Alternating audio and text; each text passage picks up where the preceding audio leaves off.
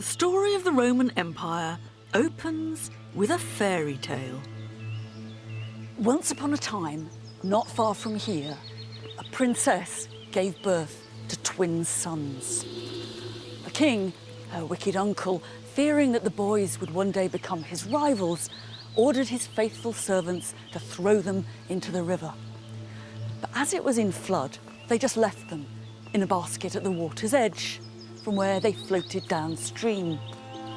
Rescued on the bank by a mother wolf who suckled them, they were later found by a local shepherd who reared them as his own.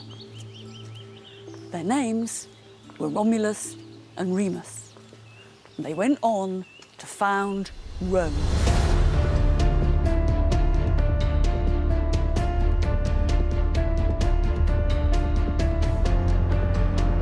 This small, ordinary town in the middle of Italy became the centre of an empire, stretching from the fringes of the Sahara to the damp moorlands of northern Britain, from Spain to Israel, the Nile to the Rhine.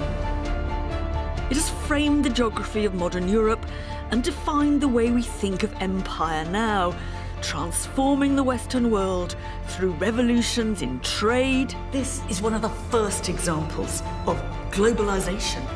Agriculture, Just olives, olives, and more damn olives. art, law, and architecture. This is where even I get a bit gobsmacked by Roman engineering. There are plenty of conquests and defeats too, battles and butchery. But there are also bigger questions. How did it work? And what difference did it make? Why did the empire eventually fall? And how did it all come about in the first place? Was it ambition? Was it just luck? If we really want to answer that question, we have to go back to what the Romans themselves said about it, to their doubts, their debates, and their conversations. Because they wondered just as much as we do about what set them apart.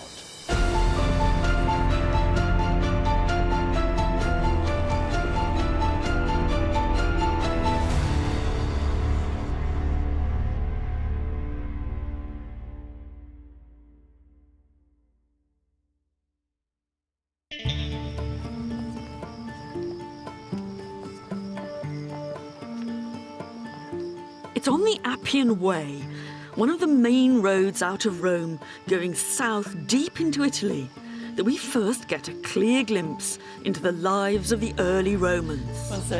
One second. A period long before the marble columns and the Colosseum, and one that's often overlooked. This tomb was built 500 years after the city was founded. It's a very long way from Romulus. But what's written here tells us for the first time what some Romans felt and thought, what their mindset was. In a way, what we really know about the Romans starts here.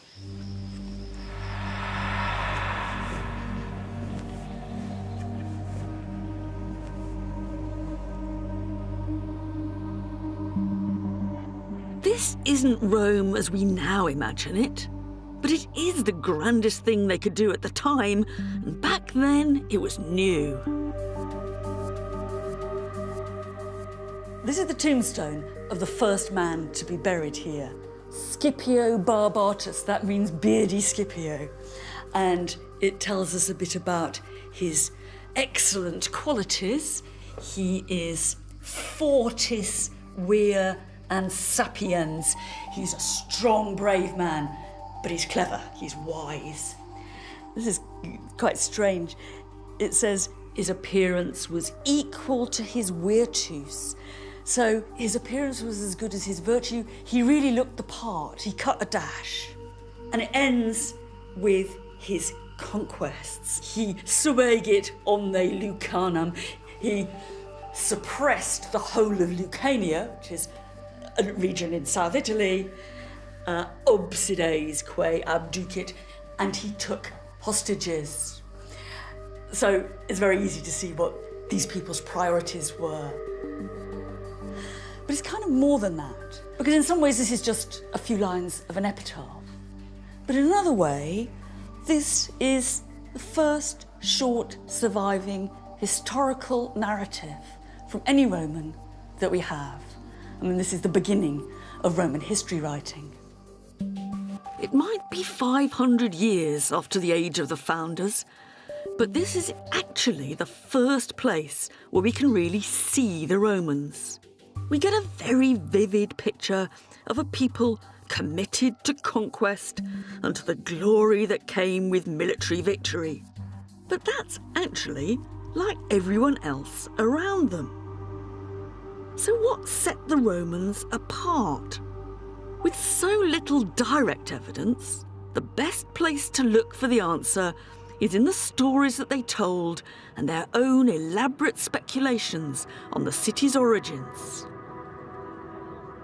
And in particular, in the mythical story of Romulus and Remus, the brothers suckled by a wolf. It was continually told and retold, and it contained a message about Rome's conquests and internal wars. There's actually a little more Roman history in the myth. It'd be easy to dismiss the story of Romulus and Remus as if it was just a fairy tale, just a myth. And it certainly isn't history in our terms. But that doesn't mean that it doesn't have a lot to tell us about how the Romans thought about themselves, what their cultural priorities and anxieties were. Why a wolf? The story wouldn't have been the same if it had been a cow or a sheep. It was the fact that they were rescued by a ferocious predator that revealed the destiny of the twins. Some Romans questioned the detail. The Latin for wolf, lupa, also means prostitute. So was it actually a prostitute who came to the rescue? But in broad terms, they believed that the tale was true. In fact, when later they came to inscribe in the Forum a list of the names of all those generals who had scored the biggest or bloodiest victories for Rome, people like the Scipios. Who did they start the list with? Romulus.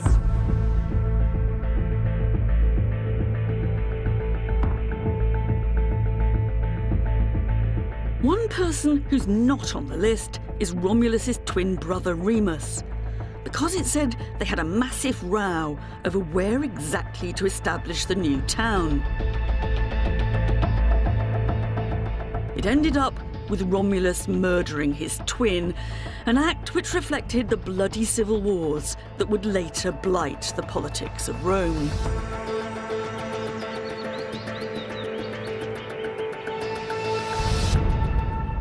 It must be one of the oddest foundation stories in the whole history of the world. Not only does it involve a pair of twins, not a single founder, but then one of the twins goes and kills the other. That's to say, fratricide lay at the very beginning of the Roman story. Brother killing brother was hardwired into Rome.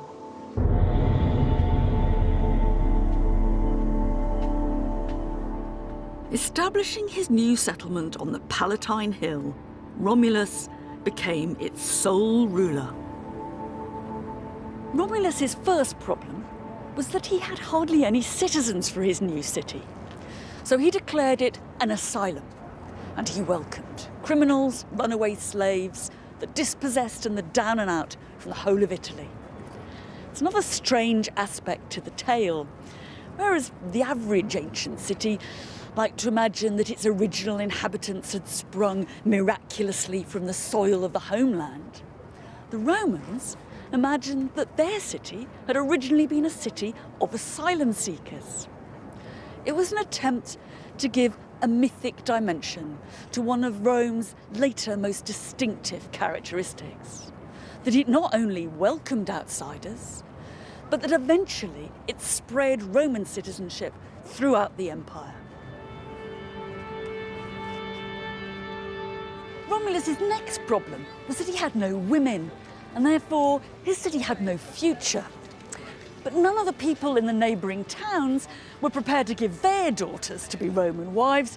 They were actually nastily insulting and made no secret of the fact that they didn't think a band of runaways was great husband material. So Romulus had to resort to a trick. So the story goes, Romulus invited his neighbours, the Sabines, to a religious festival. In the middle of the proceedings, he gave a signal for his men to abduct all the young women among the visitors and to carry them off as their wives. This is the famous rape of the Sabine women, and it's an almost uncomfortably frank image. This woman here has been captured and she's trying to get away, but she's not going to make it. This one has already collapsed. And another is trying to flee, but it's hopeless. The rape might have been a response to a terrible Roman humiliation, but it was still a violent assault. These women are not willing, they're victims. It's an incident that the Romans discussed and debated and displayed ever after. Some of Rome's enemies said that this was absolutely typical Roman behaviour. If they wanted something, they just went out and grabbed it.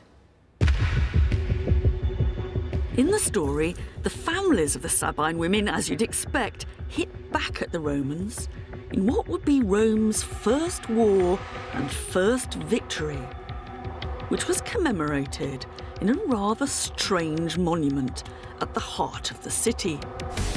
Most people walk straight past here, but it's where the Romans were convinced that the heart of that battle took place, in what became the Forum, but what was then not much more than a swamp. And they marked the spot where one of Rome's first enemies fell to his death. This was just one of a series of monuments that imprinted the origins of Rome onto the face of the latest city. If you wanted, you could go up into the Palatine Hill and see what was supposed to be the hut of Romulus himself, still a tourist attraction in the 4th century AD. The myths of Rome were there for all to see, and with them, the problems of being Roman. Fratricide, rape, violence, and constant conflict.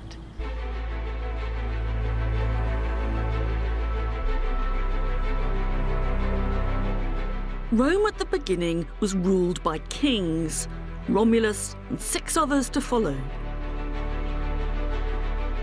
But the citizens eventually rejected what they'd come to see as a tyranny and established a kind of democracy in which every year the people elected officials to govern the city and fight its wars. And soon after that, there were signs that Rome was beginning to grow. Why is it that an ordinary little town by the Tiber became something much, much bigger than that?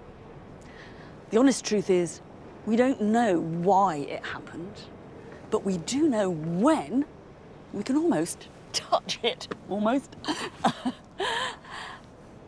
Because in the early 4th century BC, the Romans built this massive city wall around their town. Now, there's more to this than just defence.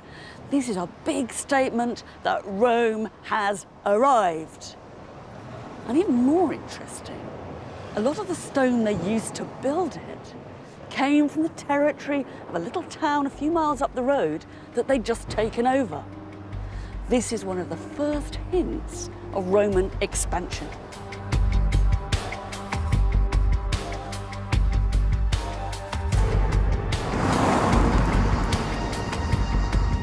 Rome's growth didn't stop at its walls. It expanded beyond them, deep into the Italian peninsula. We shouldn't imagine Romans crowding around maps, plotting world domination. For a start, they didn't have maps. And in any case, they weren't any more militaristic than their neighbours. Early Italy was a violent place. So the question isn't why they went to war, but why they went on winning. On the traditional pattern of warfare, to put it a bit crudely, every year the lads of one place would go out and do over a neighbouring town, and if they hit lucky, they'd come back with slaves and cattle. It wasn't really organised warfare, it was glorified raiding. What the Romans did was establish permanent relationships with the people they beat. Of course they came back with slaves and cattle, but they demanded for the future that the defeated towns should provide troops for the Roman army. And that cumulatively gave them a huge advantage. Because in the ancient world, it wasn't high-tech military hardware that counted, it was how many boots you could get on the ground. As a city on its own, Rome could never have dominated the whole of Italy. What's crucial is the relationship they formed with other people. Rome not only conquered, but it incorporated its enemies. And that's what's unique. By the 3rd century BC, Rome could call upon more than 700,000 soldiers. And how they secured that manpower can be seen on the city's first gold coins. Jonathan Williams is the Deputy Director of the British Museum. What is going on here? And I can read Roma, Rome, underneath. There's a very complicated scene above that I can't quite work out. So what we've got here is we've got a couple of men here standing either side of another man who seems to be kneeling down, holding something in his arms. And what he's holding is a pig, an upturned pig. Now, this is a pretty strange scene to us, but any Roman would have known what this was meant to represent. It's a scene of oath-taking, promises being given and accepted between two sides. And this is how the Romans did it. Strange to us, but it's clearly a kind of meaningful ceremony for your Romans. Some people think that this might be a mythological scene. The oath being taken by Romulus, the first king of the Romans, together with the Sabines, one of the earliest alliances the Romans made with one of their allies. But it could more generally just be a reference to that whole system of alliances between the Romans and all the other peoples of Italy that were so important and they're the foundation of the ways in which the Romans came to dominate and rule the whole of the Italian peninsula. And so what this coin is doing, in a sense, is it's broadcasting or sort of creating an image of Rome as the centre of these alliances with other peoples. Absolutely. Yes, it's broadcasting messages to the allies, but also to the Romans themselves about how faithful we are. We're good, solid, loyal allies, but you better stick with us, because you don't want to know what happens if you split on us. Rome's expansion was more improvised than planned. From the small walled town through a patchwork of alliances with friends and conquered foes, Rome controlled most of Italy. And from that, the Romans soon came into conflict with the other great superpower of the day, the city of Carthage.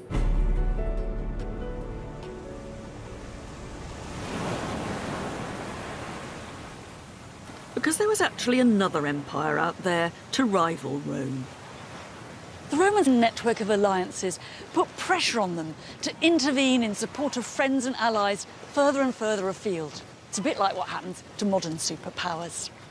One particular request for help had defining consequences. During a dispute between two Sicilian towns, different groups appealed to Rome and to Carthage. After intense debate in Rome between those spoiling for a fight and those who thought Rome was far better off out of it, the Romans decided to go in. And that was how Rome and Carthage first came face to face in conflict.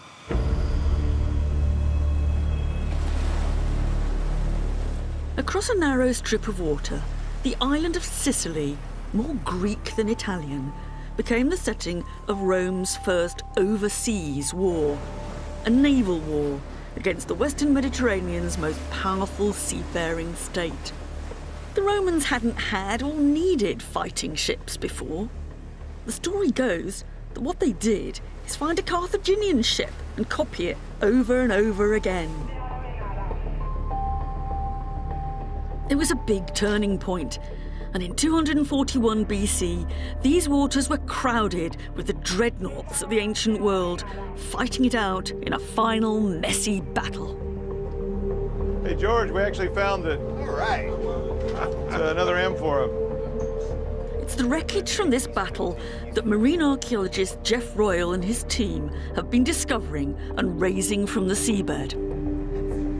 It's really quite difficult to make sense of this. I've been looking at it ever so hard, and I keep thinking that every little rock on the bed of the sea is some bit of Roman or Carthaginian military equipment. But when you actually come across one of these amphorae just lying there, detritus of the battle, it really hits you in the face. You're seeing it literally as it fell, as it were with your own eyes. It's quite extraordinary. What's the most memorable thing you've come across like this? The rams are always very memorable because it's a really big deal to have found them, and it was one of the objectives of the survey. And of course, yeah, we when we see them, it's always exciting. Built into the ship's bows, these rams did exactly that, rammed the enemy vessels. But what we've seen from the evidence is obviously there was a lot of destruction at sea level, or sea surface level. Yeah. So all of that is spread out. The helmets, the rams themselves all have frontal damage. Now you got 11 rams, so 10 from this site. So they're actually going or head. hitting something. I mean, basically, you just run into each other. It's just, it's like kind of the dodgems without the dodge. Yeah. Your sight lines at sea and the speeds that they would have been going, you had hour and a half, hour and 45, nearly 2 hours to see that this is going to happen. You've got time to change your mind. Yeah. And if you don't change your mind and you lose, everyone on the ship's dead. Yeah. And it's thanks to Jeff's work that I can get my hands on some of the actual remains of this battle.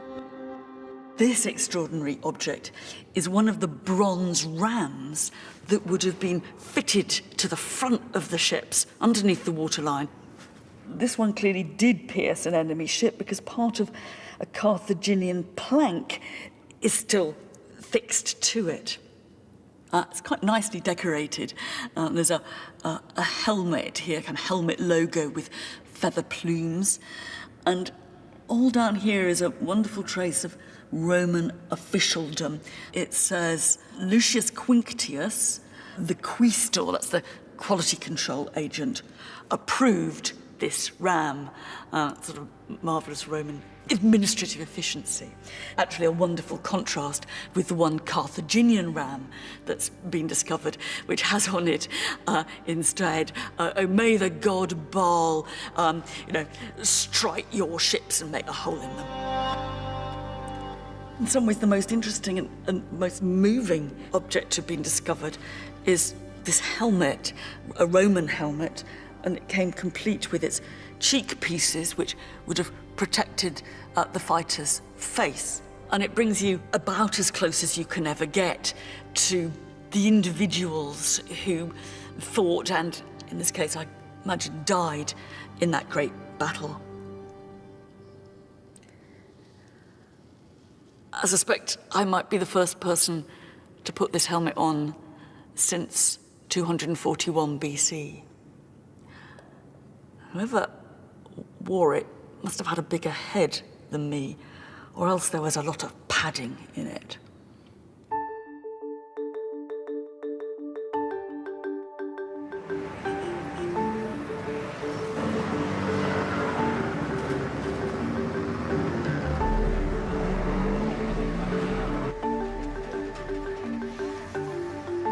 The end result of all this was that the Carthaginians were pushed out of Sicily altogether, and the island became the first overseas territory under Roman control. In a way, you might say that the Roman Empire began here. Rome defeated Carthage twice more. First was the famous occasion when Hannibal pulled off the stunt of crossing the Alps with his elephants, only to lose out eventually on all fronts. The Romans finished the job years later in 146 BC. Whether they were really anxious about Carthaginian recovery or simply wanted to show their muscle, They launched an expedition to North Africa under one of the Scipios, and they razed the city to the ground. As one hardline senator had repeatedly insisted, Carthago delenda est. Carthage must be destroyed. We don't know what actually drove Rome to annihilate the city of Carthage.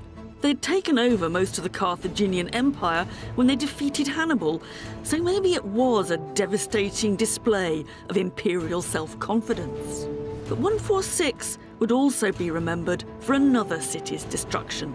This was the year that Rome sacked Corinth, the wealthiest city in Greece.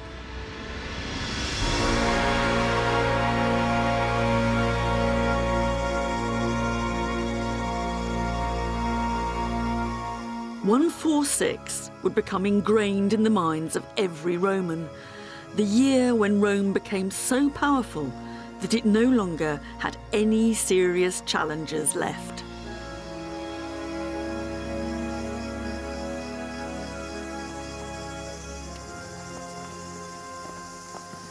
The destruction of two of the most famous cities in the Mediterranean changed the rules of the game forever. There was still no sign of a Roman master plan, or that they really wanted actually to govern anywhere. But they now had more power than anyone else, even if they didn't really know how to use it. Basically, the Roman priority was to get their own way. But 146 was also an ambivalent year. Some people certainly celebrated, but others already saw it as the beginning of the end. That there's a logic in the history of empires. When you get to the top, you can only come down.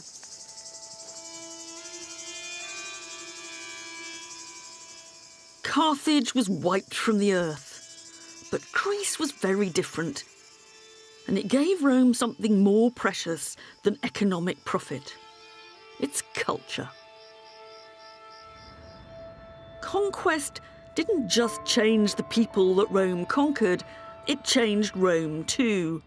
And it was thanks to Greece that Rome started to become full of marble columns, elegant statues, and objets d'art. This was the very beginning of the Rome we know, and also the beginning of a flourishing art market. This was once a great piece of art. It's a statue of Hercules. He was part of the cargo of a shipwreck that's been recovered from the seabed. Not just him, there were more than 30 other marble statues, some bronze ones, some exquisite jewellery, glassware, scientific instruments. And they say they found the pips of the very last olives the crew ate before the disaster. But from our point of view, what's important is that this was a cargo of stuff, one out of many thousands, that was making its way from the Greek world on a one-way ticket to Rome. Πατέρα, εγώ είμαι η κόρη σου. Και βασιλιά, δάκρυ που δίκαια μας τιμώρησες, αλλά πιο δίκαια από όσο ταξίζαμε. The Greek world that Rome conquered had a long history of art, theatre and literature. Πάτερ, παρέστηση. And many Romans felt the cultural traditions of Greece outclassed their own. Λαμπρότερος ή πριν, But Rome not only bought, plundered and emulated Greek culture, Romans wrote themselves into the Greek story, tracing their own origins back to the mythical war between Greeks and Trojans and to the most famous work of Greek literature of all, the Iliad. One crucial character for the Romans was Aeneas, who played a rather minor part on the losing Trojan side in Homer's Iliad. The Romans took the story of Aeneas and ran with it, making him flee from Troy and come to Italy to found the Roman race as a kind of ancestor of Romulus and Remus. It's almost as if they're saying that they didn't just belong in the Greek world, but they actually came from here.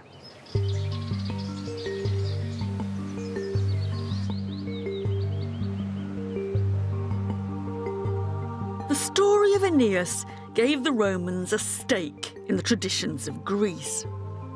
But exactly how Greek to be was the topic of the day, with some conservative hardliners arguing that soft Greek culture was destroying old Roman values. There's more to conquest than conquest by sword. There's conquest by book, by word, and by culture.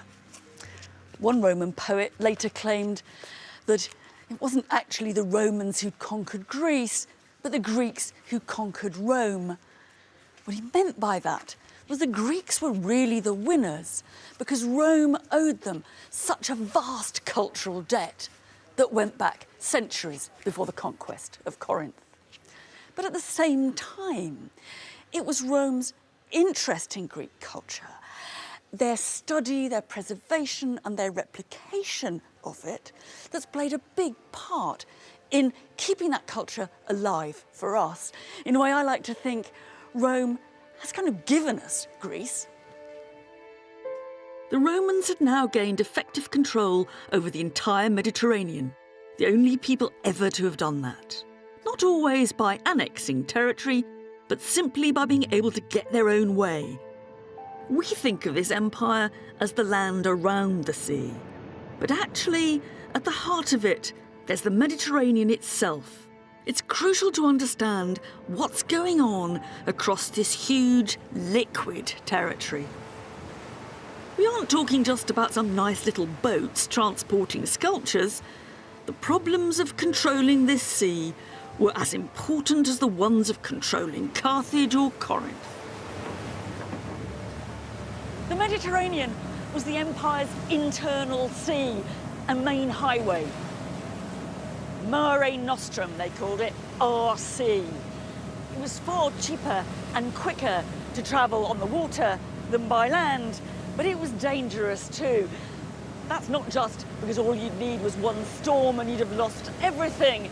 There were also bandits and hijackers wanting to get their hands on anything that was sailing.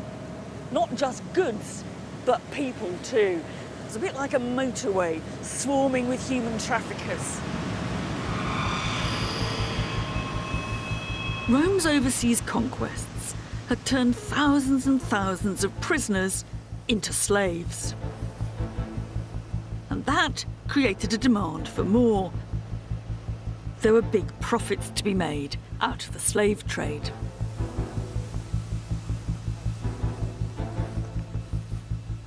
Delos was a huge mercantile community and people made loads of money here.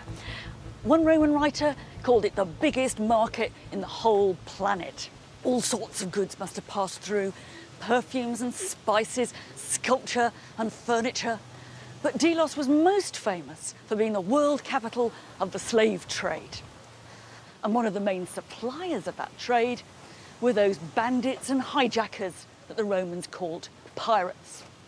For the Romans, a pirate was anyone you didn't like in a ship, from small-time chancers to big-time criminals, more like the mafia. It was not an easy relationship, and those tough guys in ships proved pretty difficult to control. One day, they were stocking your market. The next day, they turned on you.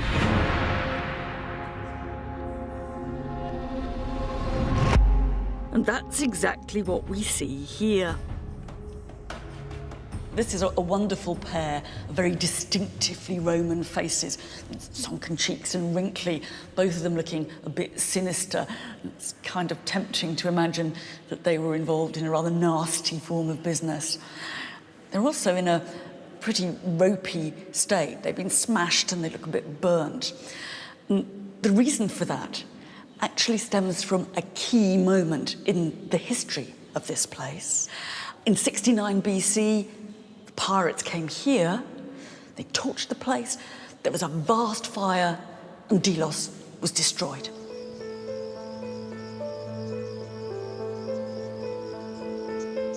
Pirates had their impact at Rome itself too.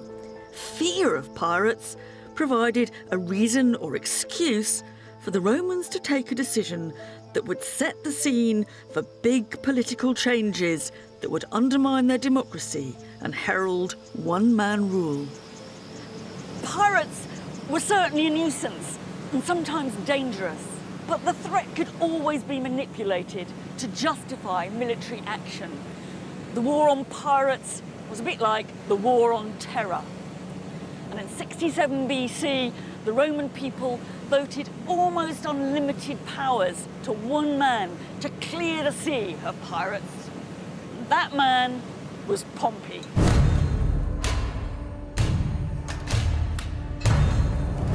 Pompey the Great, as he was known, got rid of the pirates in just 3 months, and then turned his firepower onto some fabulously wealthy Eastern kings, returning to Rome with a bang, a spectacular 2-day parade, and a massive carnival.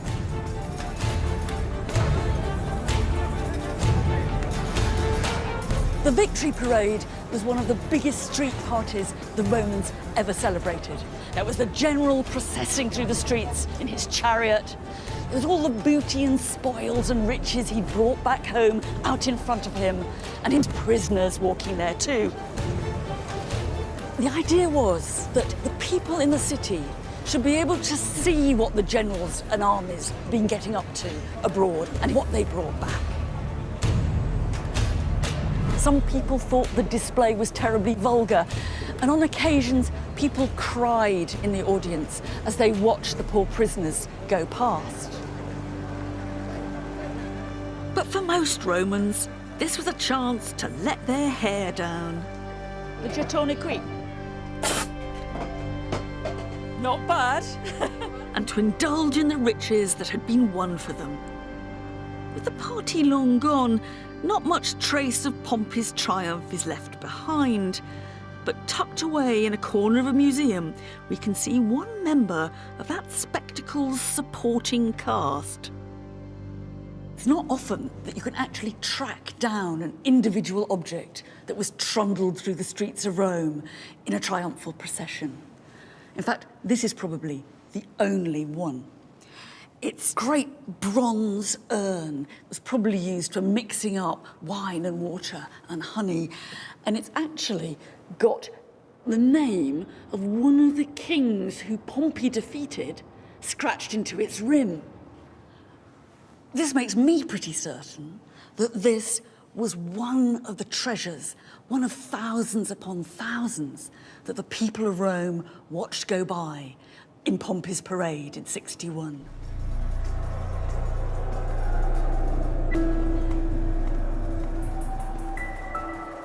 The empire had been traditionally funded, formed and governed by democratic officials serving for 1 year, sharing power. The idea had always been to stop anyone becoming a king again.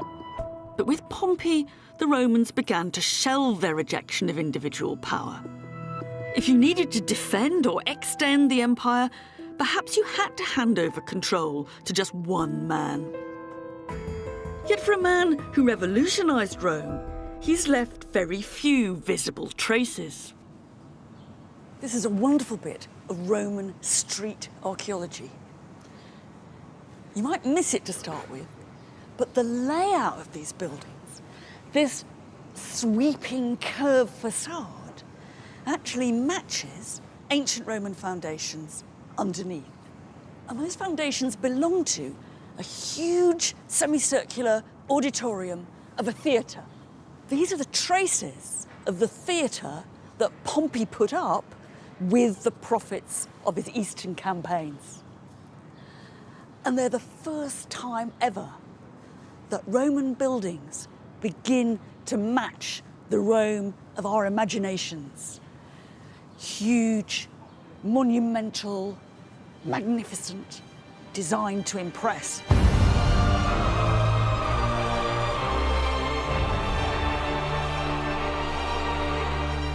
Pompey set the benchmark for what an imperial building should look like, and one that later emperors would follow.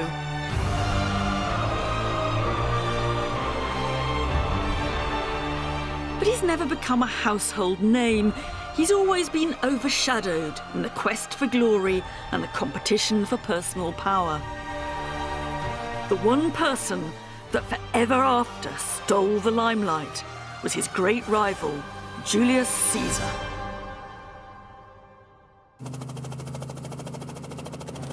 blimey. Off we go. Never done this before.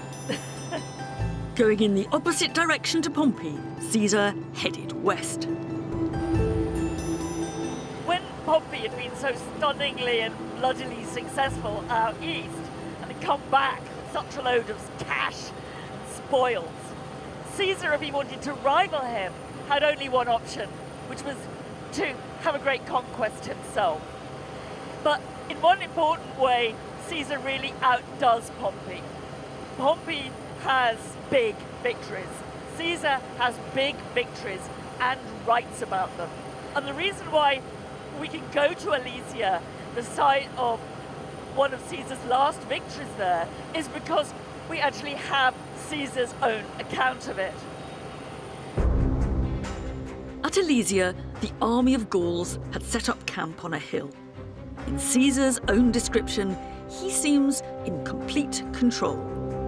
Camps were constructed at strategic points, he writes. Pickets were stationed day and night. There was hard fighting on both sides. I had 2 trenches dug. I erected a rampart and a palisade. When you see the scale of it all, is that despite what he claims when he writes the story up, Caesar couldn't possibly have had his eye on all the areas of this battlefield. In the end, winning an ancient battle comes down to strength of numbers, starving the enemy out, surprising them from behind, and perhaps most of all, the truth is, it comes down to luck.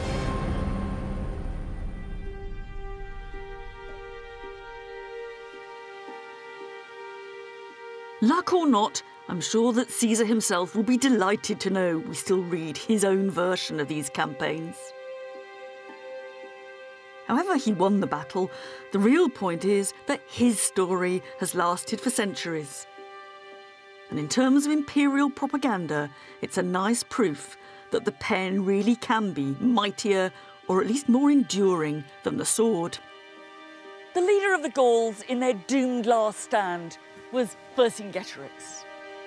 Since then, he's become a hero of modern France, a freedom fighter standing up for the French nation. The irony is that everything we know about Vercingetorix goes back to what Caesar wrote about him. In a way, our Vercingetorix is a Roman creation.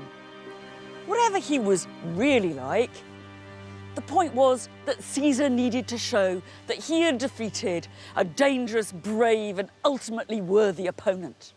The Romans would never have thought that there was any kudos to be gained in beating a sissy. Caesar also boasted about the number of Gauls that his army had killed during his campaign.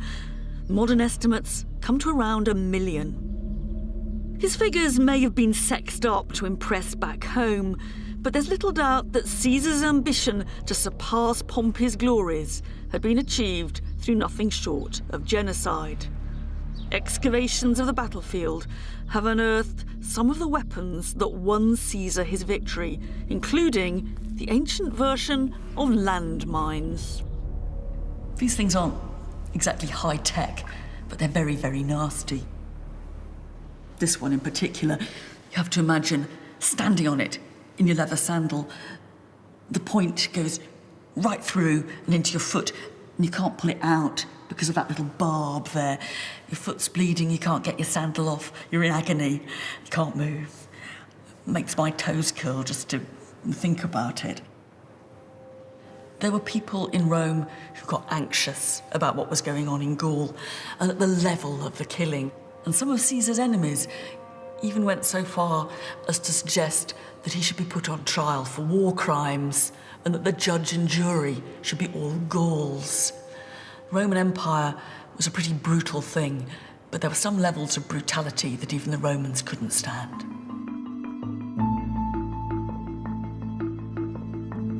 Julius Caesar would never have made it without the loyal support of his troops.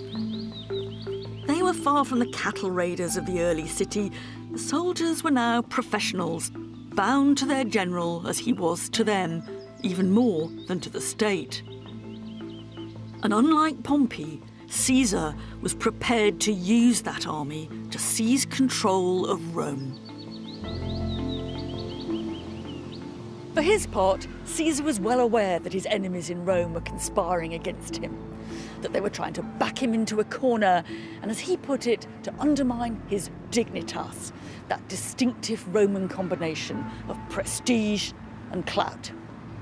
So he took a chance, and with one of his legions, he set out to march on Rome. When he got to the river Rubicon, which marked the border between Gaul and Italy, he said, "Let's throw the dice in the air then." In other words, God only knows what'll happen next.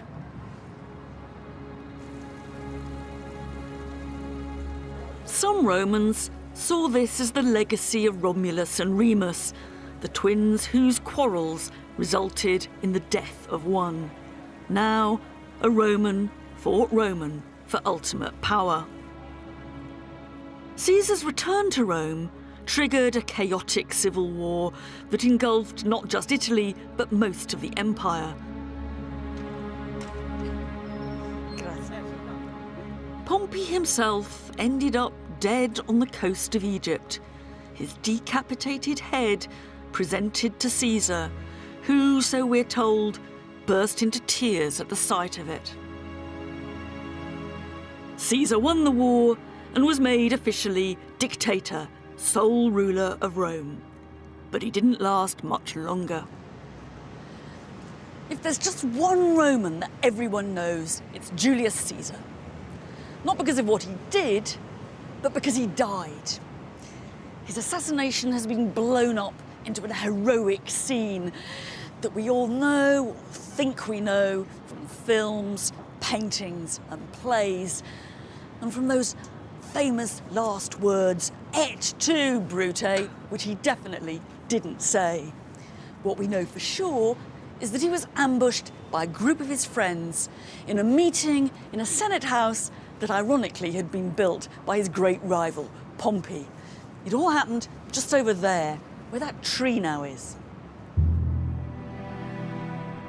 It was another echo back to Rome's foundation story. Now it was Caesar who took the part of the murdered Remus.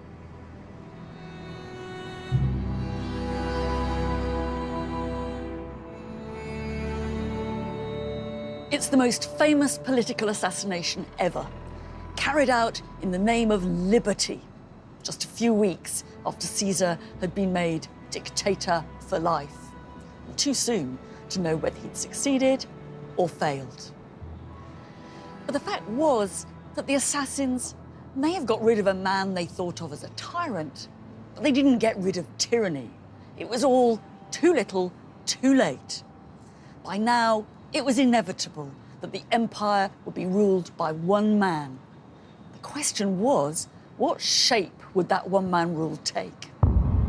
That was defined by the man who established autocratic power long-term, and who we call First Emperor of Rome, Gaius Julius Octavius, or as he later called himself, Augustus.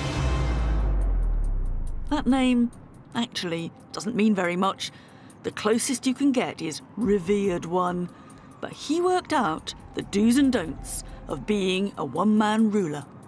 In the early 3rd century BC, Scipio Barbatus, on his tomb, could have his career summed up in just a few lines. 300 years later, the Emperor Augustus wrote his own epitaph to be displayed outside his tomb in hundreds of lines.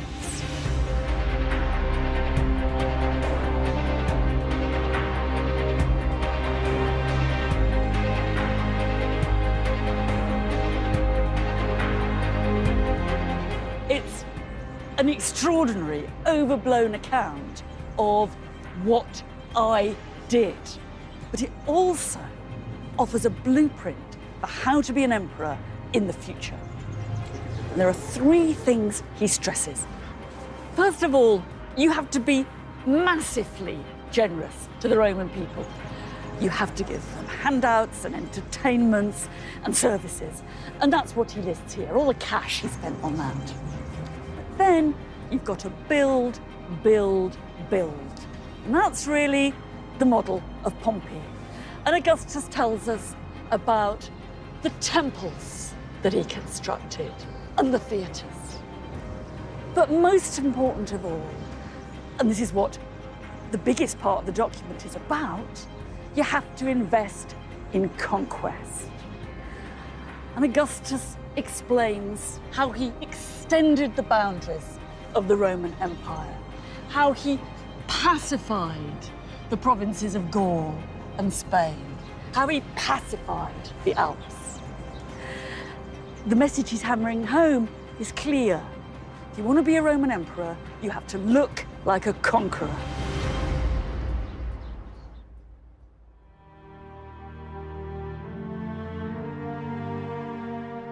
However much the Romans tried to avoid the Pompeys and the Caesars of this world, the problems of governing, policing an ever-expanding empire proved that decisions taken by committee didn't work. It wasn't the emperor that created the Roman Empire, it was the empire that created Roman emperors. Augustus's account of what he did is a practical toolkit for how to be a Roman emperor. But the ideology behind it all is best represented on another monument he put up, celebrating Pax, peace. So this is an altar of peace. It's celebrating the security and the prosperity that the Roman Empire can bring. But it isn't really peace in our sense of the word. This isn't about the absence of fighting. It's about peace that is the result of fighting. This is peace that has been won by victory. Really, this is an altar of pacification. It's also more than that. Built out of marble by the best artists in town, you couldn't miss the messages here. The walls around it are covered with friezes, some depicting Augustus with his family, carving the imperial dynasty into stone. And some of the images spread the idea of his divine birthright, projecting his lineage all the way back to the mythical founders of Rome. On either side of the main steps, there are two different versions of Rome's ancestry. On one side, the wolf with Romulus and Remus, and on the other side, Aeneas, who's just arrived in Italy from Troy. There's a special resonance for the emperor here because Augustus claimed to be directly descended from Aeneas. But there's an even bigger point if you take these two scenes together. On the one side, there's Romulus, who welcomed into his new city outcasts and runaways. On the other side, Aeneas, who really did come from abroad. The message about Rome's origins is clear. Rome was always foreign. This made perfect Roman sense. The stories they told of their own origins reflected the growing diversity, expansion, and openness of their world. And there was one corner of the empire that had a particular resonance. I'm in the place that many Romans thought the whole story of their city began. It's more than 1,000 miles away from Rome. It's the city of Troy, the city of the Trojan War, that most famous, most defining war in the whole history and myth of the classical world. It's the war of Helen, Achilles, Hector, and the Trojan horse. It was also the birthplace of Aeneas. And for the new Augustan age, the Roman poet Virgil elaborately reimagined and rewrote Aeneas's journey from Troy to Italy in his epic poem, The Aeneid. He was using myth to explore the complexities of the rise of Rome and of its empire.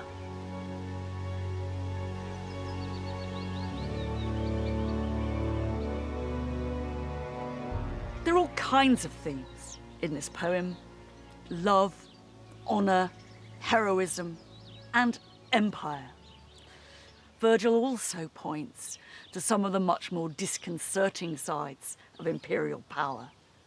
At the end of the story, and it's really the last thing we see Aeneas doing, our hero cruelly and gratuitously slaughters an enemy soldier who has surrendered to him.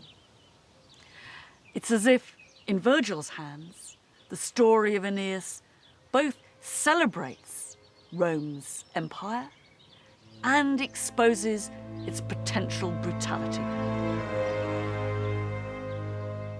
And yet Virgil could also present the Roman Empire as a gift from the gods themselves. At the very beginning, Jupiter, the king of the gods, prophesies Rome's future power. I have given, he says, I have given the Romans imperium sine fine. I have given them empire without limit. It hadn't really started that way. A completely unremarkable city had expanded far beyond its walls, becoming the power centre of a vast empire.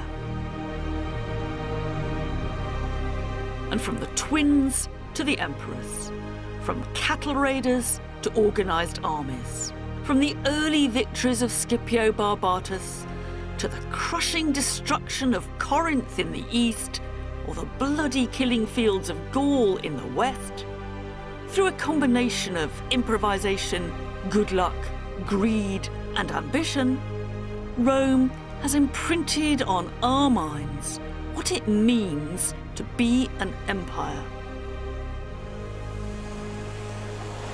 The idea of empire without limit is something that Scipio Barbatus could never have understood.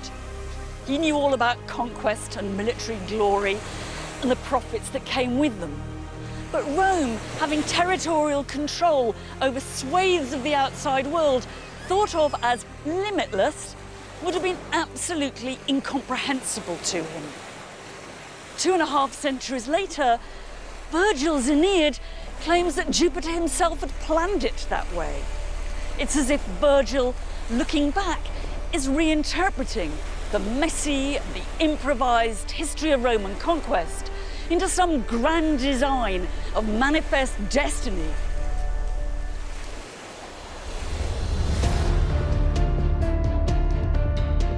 Now that Rome had acquired an empire, what to do with it? It was a terribly exploitative system of resources, of landscape, and of people. What would feed it, and what would connect it? We tend to joke when we say all roads lead to Rome, but actually they did. Who would lose out, and who would succeed? One of the biggest things he did was put up this huge amphitheatre.